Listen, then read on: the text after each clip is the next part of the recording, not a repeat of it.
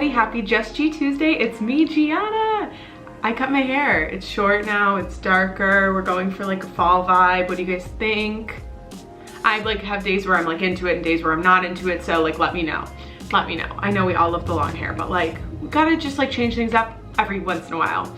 So it's currently early November. I got back from my Disney trip about a week ago and we like went all out, like hardcore.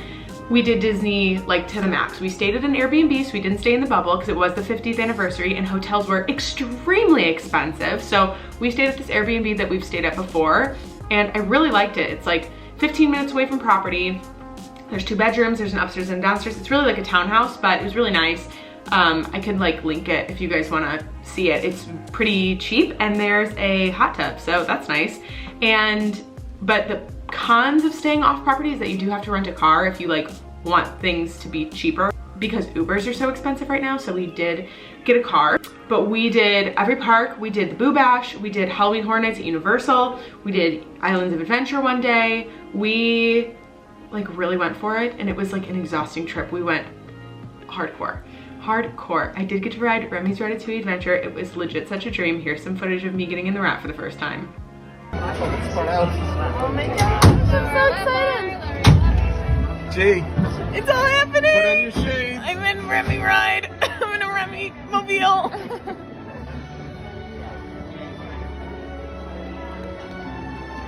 We're tiny rats on a rooftop. I tried to smile. Okay. Here we go, baby Jesus. Oh, my best day. Oh, fogging up. You guys, if you've been following me for a long time, you've seen that like when I was at D23 and they announced Remy's Ratatouille Adventure, I was like legit out of my mind, so excited. So that was a really exciting moment for me and I think I personally loved the ride. I thought it was so good. But I'm here to talk about 2 specific things from the trip today, and they are some polarizing things that are new at Disney, and I thought that they'd be fun to kind of bring up and talk about because I experienced both of them this trip. And those are the Space 220 restaurant, which is the brand new restaurant at Epcot, and the new fireworks show at Magic Kingdom, Enchantment. So I'm gonna start with Space 220. So I went to eat at Space 220 with the 3 people that were in my party, so it was 4 of us together. My friend Steffi is like legit the best at getting a reservation because that was the hottest ticket in town. You cannot get a reservation at Space 220. You can't. You cannot do it. It's impossible. Like it's very, very hard. She was watching every single day and she snagged us like the perfect time, like 4:40 on our Epcot day. It was like awesome because it was dinner and that was nice because like we did food and wine all day long and then we like sat down for dinner when we were like getting tired. So that was nice. Space 220 is a space-themed restaurant that Disney announced again at that D23 that I was at with Julia when we were like, a restaurant with no windows, that's interesting. But it was actually pretty cool. So it's definitely gimmicky. Like, I think that if you have a child who loves space or you are somebody who loves space and thinks that space is really cool, I think this restaurant is definitely like something to do once. I think for everybody, it's something to do once. I personally would not ever go back to Space 220, and that's not because it was bad, it was just extremely expensive, and I feel like there is just better food, better experiences in Epcot World Showcase. Teppanito.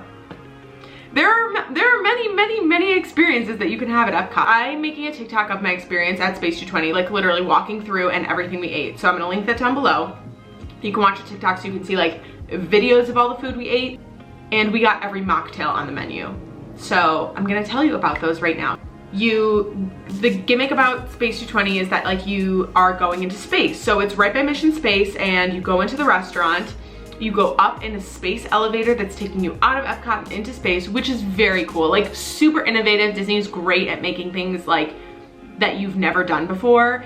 And I thought that that was really cool because I've never seen anything like that before, and it really does look like you're in space. And if I was really into space, I think I'd be, sorry, this one piece of hair is really bothering me. I think I'd be really into that. Do I care about space? Not that much, but it was really cool to see for the time that I saw it. So Space 220 is there's 2 prefix options, prefix lunch, prefix dinner, depending on when your reservation is made. You don't get to pick. Our 4:40 reservation was prefix dinner. You can also wait in line outside of the restaurant to get up to the lounge at Space 220 where they have a la carte menu items and drinks. So if you're maybe looking to see Space 220 but do it on a little bit of a lower pricing situation, that is the way to do it. Go to the lounge. You can have, there's a lot of menu items there and they are still on the expensive side, but I think that that's definitely a way to experience it if you're not trying to spend like $115. So our dinner came with a appetizer, a entree, and a dessert. And we ordered mocktails separately. So each of us ordered a mocktail. They're like very cute, space themed. I ordered the Milky Way. It was like an iced coffee situation with like a little Milky Way with a clothespin like on the side of the cup. And it was very, very good. Like I would order it again 100%. It was probably one of the best iced coffee drinks I've ever had. I love a Milky Way. It was just sweet and light and delicious and exactly what I needed at 4:40 on an Epcot day. So I would highly recommend that drink to anybody that likes an iced coffee. There was like a fun drink with Pop Rocks and everything was really pretty. And I liked that about it. If you want to like see the names of each of the drinks, that's in my TikTok, the videos.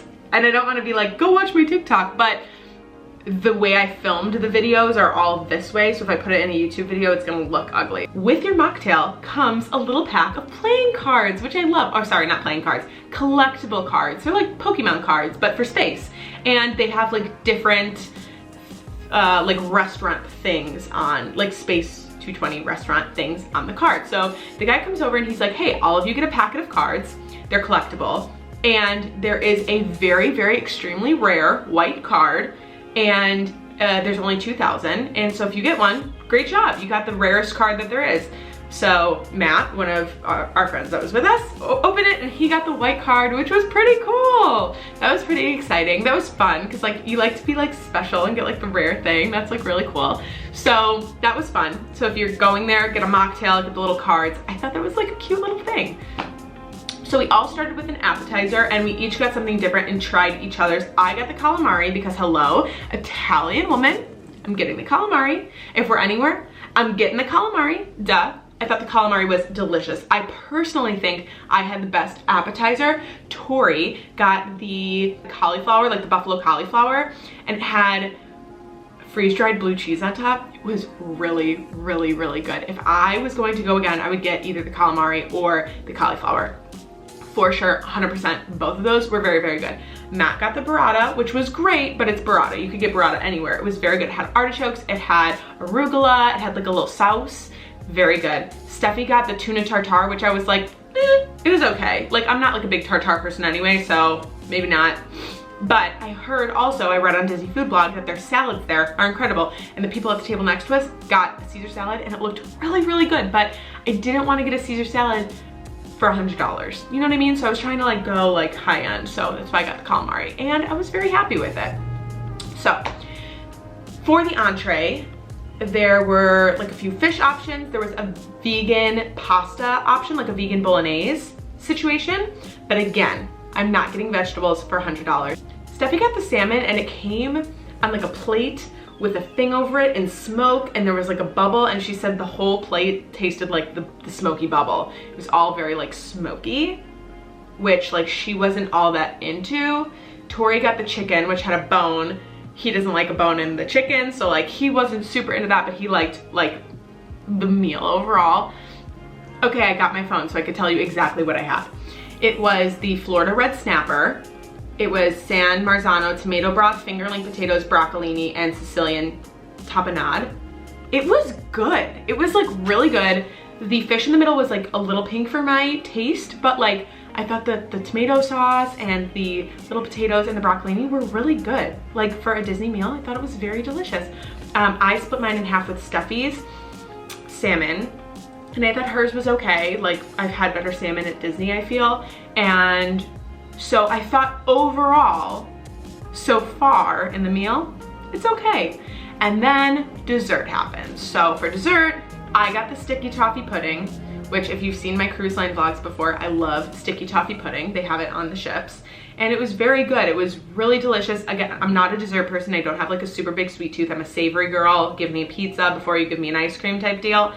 And I thought that the sticky toffee pudding was good. There was a chocolate cheesecake, which Steffi got, and a lemon mousse that Matt got.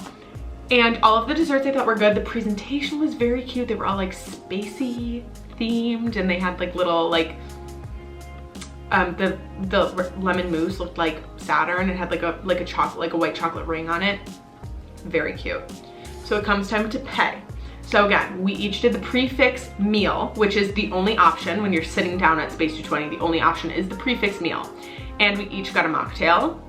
We all split evenly, and one of us got 2 mocktails. So there was like 1, 2, 3, 4, 5 mocktails split among the 4 of us, and then each of our prefix. So it was 125 total. So definitely on the pricier side. I think to myself, like, what can I get for $125? A lot. And was the experience worth it? Absolutely worth it. I would do it one time. I would do it one time. Will I ever go back to Space 220? I don't think I will ever go back for the prefix situation, but I would go back to the lounge to try some of their lunch items, because their lunch items are different and they also look very good. The food was good. I don't think it was bad. The ambiance was very cool. It was very Disney. It was very nothing else I've ever seen before. You're sitting in like what feels like space station-y situation. There are very cute little details, and you look out these windows and you see Earth. So I think that's like really cool. It's something I've never done before, and I don't know if I'll ever do it again, but I'm glad that we got the opportunity to go to Space 220. So I just wanted to share that with you guys and let you guys know how my experience was there, because it's a new thing that I got to do, and I was very excited about it. So the next thing I want to talk about is Enchantment, which is the new fireworks show at Disney World. I tried literally so hard. Oh, sorry. The new fireworks show at Magic Kingdom, which replaced Happily Ever After. So, let me just start by saying I was a Wishes girl, like wholeheartedly. Wishes was the show of the time that I was growing up. Like, it was the first fireworks show that I like really remember being super into. It was the show that was there when I started my Disney College program. It was the show that was there when I was a girl, when I literally have the CD and I would like play it in my stereo at night when I was a kid. So like, I was really into this show. And when they said that Wishes was gonna be done, I was like heartbroken. Heartbroken. I was like, I could never love another fireworks show again, because like Wishes is just like so good. And I remember like watching it for the last time in the pouring rain and being like, this is so sad. Fast forward to Happily Ever After being a thing. I was on the ship. The day I got off the ship, I went to go see it, and I stood on Main Street with all my besties and I watched it, and I was like, Disney knows what they're doing. I will never stray again. Like, I will never be upset over anything ending again, because wow, Happily Ever After, it's gonna play at my wedding. It was so good. Like, Happily Ever After is so good. Like, top tier, amazing.